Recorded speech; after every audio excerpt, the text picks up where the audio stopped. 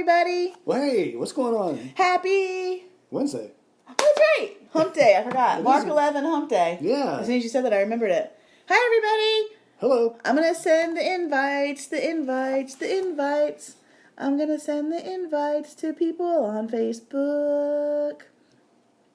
And it's really exciting because we have Mom in Missouri, Betty, and also Aunt Mary Lou and Uncle Mike that get to watch.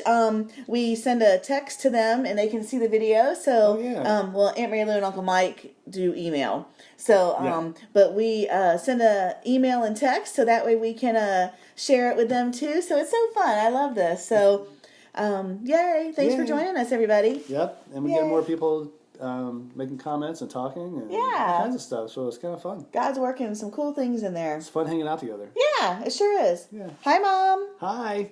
Wave. Gotta do your wave. Wave. Swing. And I think it's 7:00. What does that mean? It means it's time to go. How's that? I think it works. We're rhymers. Yeah. Well, happy Wednesday. Mark 11 day. Mark 11. Oh, it starts with me. Oh, yeah. I have a note on number 1. And I thought it was just kind of interesting.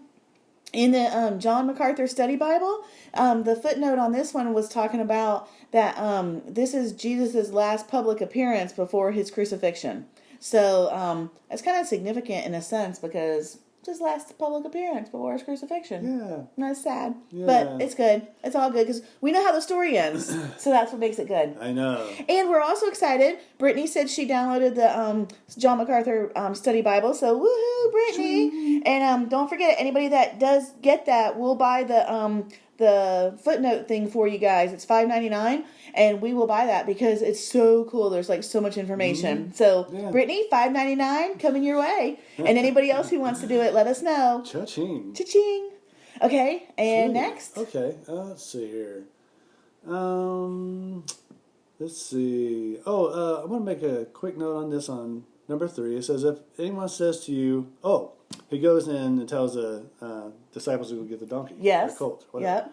And so he says, if anybody says anything to you about untying the colt and taking it, he says, tell him that the Lord has need of it. Right. So the word Lord can mean like master or sir, but here it means it's more significant. It's more that Jesus is saying the sovereign one, the king, needs it. So it's kind of neat. It is interesting how they just go into the town and there's a donkey tied up, just as he said. Well, it also shows providence. Everything's where it needs to be when it That's needs to be. true. Oh, see, that's a good point. Yeah, yeah. So that's pretty cool. I mean, that donkey had to be born at the right time. That's true. So it's pretty cool. Let's see. I had a note on verse 12. On the following day when they came from Bethany, he was hungry. And I just thought that was interesting. I tried finding some information on it. But maybe some other people out there might know. Mike in Missouri may know. Betty, Mom. But I was wondering, I think the only other time I remember the Bible talking about Jesus being hungry was when he was fasting in the desert and being tempted for the 40 days and 40 nights. Yeah. So I didn't know if it specifically says somewhere else that he's hungry. I didn't have any footnotes on it, and I tried searching, Jesus being hungry, and I couldn't really find a lot. And it may be not even important, but I just thought it was interesting that it said he was hungry. In a way it is, because it shows that he was really a human. True. That's true. It shows the human side of Christ, and that's important. I will say, though, the footnote in here, I did read it. It was saying that what they think, maybe it wasn't in that one. It was somewhere else. Maybe it was R.C. Sproul's. But the footnote was saying that him being hungry shows that he probably wasn't staying at Mary and Martha's and whatever's house. That he was probably out in the desert, not desert, but out in the whatever, praying and fasting. So that was kind of interesting. Which kind of makes sense then, since this is his last public appearance. Yeah, and he's headed into Jerusalem and stuff. So that might make sense. That makes sense. That makes a lot of sense. Mom, you'll have to let me know if that's correct. Yes. Okay. I have a kind of a spread here between 13. Well, first of all, 13, right after what you were talking about, he was hungry, so they saw the fig tree, and it didn't have any fruit on it. Oh, yeah. But it was leafy, but it didn't have any fruit on it. And so he curses the fig tree. And it kind of goes together with the next thing, because it kind of curses hypocrisy. Because hypocrisy kind of... Hypocrisy? Hypocrisy? How you say it? Hypocrisy, I think. Oh. hypocrisy is good though. Well, when you're from the country, it's hypocrisy. Hypocrisy. Okay, so anyway, when he's kind of getting onto that because the tree looked like it was ready because he went over to see it hanging fruit on it, had leaves and stuff. But it kind of goes on with this next thing where he's cleaning out the temple. It said when he came to Jerusalem, he entered the temple and began to drive out those who sold and those who bought in the temple. And so he got in there and he overturned tables and stuff like that. And there was people in there selling pigeons and other animals. So what's interesting about that is that I have a note here because I couldn't remember it. Yes, I don't remember it all, but here's a note I put in there. The temple itself was a complex that was divided up into 4 spaces. It had like the court of the Gentiles, the court of women, the court of the Jews, and the Holy of Holies. And the court of the Gentiles was the largest of it all. And the design of the temple included the Gentiles because God had called Abraham and said that he would be a blessing to all nations. Right. So the temple had to include the Gentiles. They couldn't go into the Holy of Holies and stuff like that, but they could go as far as... And Gentiles includes anybody non-Jew. Right, okay. That's good clarification. Okay, so anyway, but the Jews hated the Gentiles. And they were really hoping that the Messiah... Because they saw Jesus as going to be a king of the nation, not a king that died and came back for a new kingdom of heaven. They thought Jesus was coming back to reign there. So they were hoping that he, the Messiah, would come and cleanse the temple of all the Gentiles. And so they actually started doing that early and got rid of Gentiles and started selling animals in their place. Instead of letting the Gentiles come in there to pray, they made it a place for selling animals. Which is really wild. Rick told me this at lunch, and I was like, "That's so wicked," wicked too. But it's wild because it was the largest of the temples, or the largest of the areas, and they kicked out the Gentiles to just make it a marketplace. Yeah. I think because they were judgmental fools. Yeah. What is his name? I forgot. Anyway, Josephus, the early historian, said in 66 A.D. that during Passover, they sold, I think they said around 225,000 sheep alone, which was a huge profit for each sheep. Sacrifices. Yeah, for sacrifices. Like Jews would buy them for sacrifices. Yep. So these guys were selling them for sacrifices and stuff. That's wild. That was a big profit. Yeah. So they were totally doing it, kicked out the Gentiles, and then made a money market for themselves. So now when you see Jesus walking into the temple, I mean, he walks in, he kicks all this over because look what they're doing there. They turned it from a house of prayer to a house of... And they kicked out the Gentiles thinking that's what Jesus was going to do. And then Jesus is like, no. No, yeah. As a matter of fact, it worked out opposite for him. So. But also the fig tree, though. You're telling me that how the fig tree, the reason all that was so dramatic is because it was supposed to be a fig tree and it bared no fruit, and it was supposed to be fruiting at that time. And so it's kind of like the Pharisees, how it may look like a tree, but it has no fruit, so it's kicked out. And you see, this is like a hypocrisy thing there. Like we were talking about. I mean, they're supposed to be using it for a house of prayer, and they're using it for this. So it's kind of like, it looks good, but it's not really. That's good. That's neat. Neat research on that. That's kind of neat. So.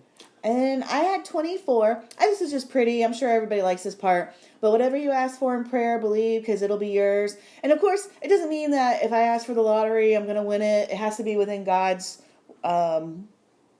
plans for me.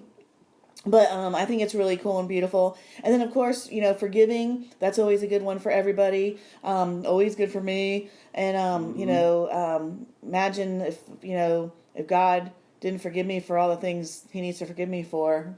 So the least I can do is forgive other people because, I'd be in trouble. So I think that's a really pretty passage. Yeah, and a good example, too, I always butt on your stuff, don't I do to you, too. Let's be butts. Well, a good example of prayer is Jesus was praying in the garden when he was getting ready to be crucified. Right. He said, Father, if it is your will, let this cup pass from me. Hey, that's a good way I can add to my prayers. I can say, I want to win the lottery, but if it's your will. Yeah, because... I'm just playing. When God said no, and Jesus had to go get crucified. That's true. That's good. I like that. That's pretty. So he does hear the prayers. He always hears prayers. So. I like it. But that's really good. You picked out some really good stuff there. Well, you do. And I think that's about all we got right there. Yes. It is. There's so much. There's a lot more stuff in here. Oh. Yeah. There's a lot of good stuff in here. What is this? Oh, yeah. Yeah. Well, I guess it's time, isn't it? It is. It's 9 Unfortunately. We could just go on and on and on and on I know. and on. We literally could study the word It's so fun. forever. So. Well, we love you guys. We Be sure do. to leave some comments. Tomorrow will be Mark 12. And I liked your thing you put on Facebook today that we're more than halfway done, too. Yeah, with this actually, one. tomorrow, see, there's 16 chapters, so that's what? 4 more chapters? Yeah, that's exciting. It's amazing. Can you believe it? We went through a book together. It's so cool. All of us book. together. So cool. That's pretty cool. Yay. We rock. All right, shout out to, we said we're going to start saying some names on here too. But I'm going to yeah. send a text to Robert, so that way maybe he might want to see the video. Hi, Robert. And then Morgan, thanks for watching the videos. Yeah. You're such a sweetie. We appreciate that. Morgan is going to school to be a pediatrician. I might got that wrong, but I think that's correct. But that's a lot of studying, so good job, and thanks for tuning in. And Hannah too. Hannah's going to college too, and she's going to be a nurse, a pediatric nurse, I think. I believe so. Hey, we should introduce Hannah and Morgan. They all have the P'd words in them. They both live in Orlando. That's funny. Small world. But anyways, we love you guys. And then, let's see. Shout out. So that's Florida. Shout out North Carolina. Tom, thanks for watching the videos. We appreciate that. Hope you're liking it. And Mom. Yes, Mom. And then Missouri, shout out. To Mama Missouri and to Mike. Yes, thanks for watching. And Mike, let me know about the hungry thing if you know any other tips. Mike studies like Rick does too, so that's really cool. Yeah. And then also, of course, Aunt Mary Lou and Uncle Mike. Yeah. And And I think that's it for now. Ryan and Lisa, if you happen to watch it ever. Ooh, maybe I'll text them too. Yeah. Okay, Ryan and All Lisa, right. I'm gonna send you a text. And Adina Mom in Florida. Of course, and Paula. And Paula. Yes, And Hannah. And where is that Hannah? and Aunt Janet and Brittany. Yeah. Yay! Yay. We love you guys. We love you guys very much. We'll Good talk to night. talk to you tomorrow. Oh, Mom says I can't see. any Bible footnotes. Amy Bible footnotes say Mom's answered. So the something Bible footnotes say Jesus was hungry for Israel, and the fig tree represented Israel. Oh, that's right. Oh. Yeah. That's good. I forgot He was about hungry that. for. That's really cool. Yeah. Thumbs high. There. There. That's cool. Thanks, Mom. That was Awesome. really awesome. Yeah. Yay. Yay. All right, guys. Well, we'll see you tomorrow. All right. Bye. Bye-bye.